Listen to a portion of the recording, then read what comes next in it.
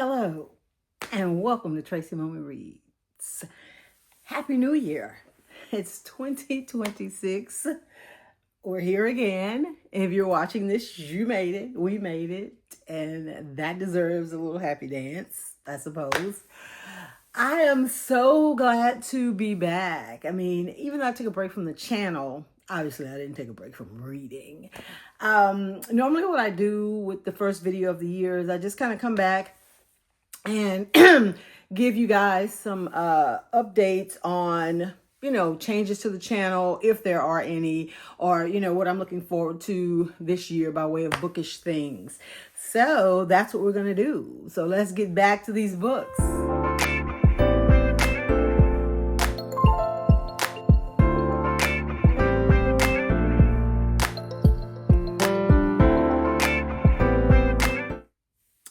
Speaking of back to the book, I don't know if you can see this. I shared at the end of last year that I started doing merch for the channel, a little limited drop that I'll probably expand in the spring. But it's just a shirt that says back to the book with a book that's open with different genres represented, like mystery, romance, fantasy. Yeah, and that's pretty much it. And then in the corner you have a logo. I'll do a separate slide. I'm like gonna end up taking the shirt off if I don't stop pulling at it. But yeah, there's a link in the description that has the link to the store where I'm selling the merch. You can get cool things like t-shirts, mugs, sweatshirts. I think there's a book bag and things like that. So thank you in advance. Your support is appreciated. Also, before I get any further, for those of you that are new here, welcome, welcome, welcome. For those of you returning, it's good to see y'all again. Make sure that you go ahead and take the opportunity to like this video and subscribe to my channel so that you can help me get on the road to 2K. I mean, we're close. We're really close. So I think we're going to make that happen this year. So first up, every time that like the new year starts for the past few years that I've been doing the channel, I try to think of how I can make the content more engaging or do something that is just a little different, and I think I'm going to do more challenges this year, more wrap-ups, more hauls, things like that. I'll bring those to the channel, but definitely still doing book reviews, obviously, because I love to come on here and rant, rave, and review books that I've read. Some months maybe I'll just do a few, others a couple, but every month I'm going to do minimum 2 book reviews, minimum, where the whole episode is just about that particular book. But I may start combining some stuff or just doing something a little different as the year goes on, and we'll see how it works out. If not, I may just be back to my regular format. Okay. One of the challenges that I'm going to do that I will talk about more at length at the in the last video of the month is the ABC challenge. And for those of you not familiar, that's where readers challenge themselves to read books that start with every letter of the alphabet. So you have one book that starts with A, one book that starts with B, C, and so on, all the way through Z. So I have already compiled my list. And actually, I've read one, like the A, I've already got that one out of the way, and I'm in the middle of the B.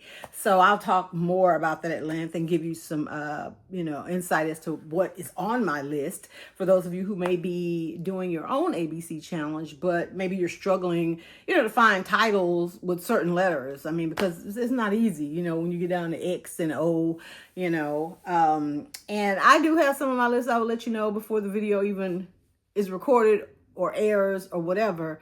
There are some titles with the, and then you go to the second letter. I mean, I'm not going to stress myself out looking for titles that don't contain that word. So if I happen to come across some new releases or recommendations between now and at the end of the month, when that video is scheduled, then I'll make mention. But anyway, I'm rambling. If you go to my shorts, you can see like my latest book haul in December. some of the books that I picked up. So they've been added to the TBR. And for those of you who, are familiar with my channel, you know that I am the ultimate mood reader. I'm not really okay, this month I'm going to get to this book. This month, I'm going to XYZ. The only thing I'm going to be committed to getting through in 2026 are those 26 books on the ABC challenge. My TBR is never ending, like most readers, but there are some books that I'm excited to get to, and I feel like I will get to them this year, this quarter. But you never know. Some other books come out and push them to the side that I feel that I'm in a different headspace to read. That might happen. So I'm just going to show you guys a few of the books that I picked up at the end of last year. I love Alice Feeney. One of my favorite books about her is Rock, Paper, Scissors. And I know I'm excited-ish about, like, her book, His and Hers, is coming to Netflix this month as a series starring Tessa Thompson and John Bernthal. And I love John Bernthal. I am the biggest Punisher fan, first of all. Not even close to the two people I was imagining when I was reading the book, because it takes place like in London or an English town or somewhere. So definitely did not picture the two of them. The book was just okay to me. The thing that I didn't like was the ending, like who the person ended up being. I just didn't find it plausible at all. But I'm very curious how they're going to do the series. So I will be tuning in. So anyway, I had picked up this book by Alice Feeney called I Know Who You Are. And I think I got this from Thrift Books. Yeah, this woman's husband goes missing, and obviously she becomes a suspect, and there's some other stuff going on. But I'm really excited to dive into this one because I know it's going to be good, because she does take you down a rabbit hole and have you guessing, and all your guesses are wrong. And then, most of the time with her books, like, you end up just like clutching your pearls when you find out what the twist is. So I feel like this is going to be one of those.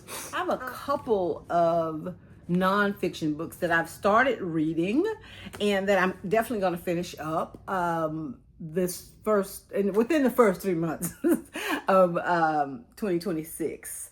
And this one is called Communion, The Female Search for Love by Bell Hooks.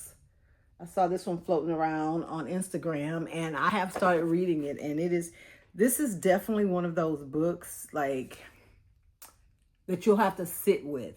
I was reading it. I had started reading it in the pickup line before winter break, and I've already underlined some stuff and made me close the book, because how, like, some authors, they're able to put into words things that you felt. And number one, you didn't know anybody else felt that way. Or number two, you weren't able to really verbalize that feeling. And that book, it's already doing that. And I'm not even a quarter of the way in. Same thing with this one. Oh my God. The Untethered Soul. The Journey Beyond Yourself. Yeah. See, I've already started flagging. That's as far as I've gotten. And I'm already like, okay, I'm going to have to sit with this for a while. So let me pull back. Because it's just crazy with the holidays and everything so busy. You can't really ruminate on lessons and things like that. And I got those two because, last year was just so rough. I think that I started off like, I don't know. I wouldn't call myself an empath, but I feel like maybe I'm low-key an empath. There was just something that broke in me, I feel like, at the beginning of the year, after the new presidential administration in the United States was ushered in. And I wasn't even really affected personally, but all the shit that just went on around that and everything that started happening, it was heavy. It was a lot. And I think I started internalizing things and thinking about stuff not being important because it doesn't matter, because people just, like you get into those moods. And I need something to pull me out of that. I want, I'm an old lady, right? I'll be 56 this year. And I don't want, we got 3 more years of this. I don't want to like end my 50s going into a whole new decade with all of this heaviness and, allowing external forces to dictate how I move through the world. So that's why I got those books, to kind of remind me and, help me focus. So there we go. I am almost done with this one. This is a book of the month read. And initially, like when I saw the blurb, I was like, okay, because it's sometimes with book of the month, like, I hate to keep skipping, but I don't want to just get books just to be getting them. And then after I've skipped for so many months, then I feel like, oh, I need to get a book just to get a book. But this one sounded interesting, but I have to admit, I don't know that I was 100% sold. And it has taken me like through at least half of it where I'm like so invested, and I'm more than halfway done. So I'll probably finish this one actually tonight, but it'll probably be a minute before I talk about it on the channel, because I got some other books already lined up that I read over the holiday. But this one is called Best Offer Wins, and I think this is a debut novel by Marissa Cashino. This one is so good. This woman, she's doing the absolute most, trying to secure a home, right? She doesn't feel like her life can really begin until she gets the perfect home, and then she can have her perfect kids, and her perfect husband can, because she is married or whatever. And the lengths that she's going to and the stuff that she's doing is crazy. And now we've hit a point in the book where, has it all been for nothing? So I'll keep y'all posted on that. Definitely going to be talking about that one on the channel. I think I've read a book by this author. Oh, I did. I read over the holidays, and my last video when I talked about some of the holiday reads, Lisa Unger. So I was like, oh, I gotta find another book by her. So I found this book, another one on Thrift Books, Confessions on the 745. And this one, not so much like the book, like Kill for Me, I Kill for You, or Strangers on a Train, or something like that. But there's a conversation where, oh, I can't stand this person, I wish they were dead. Oh, I can't stand this person, I wish they were dead.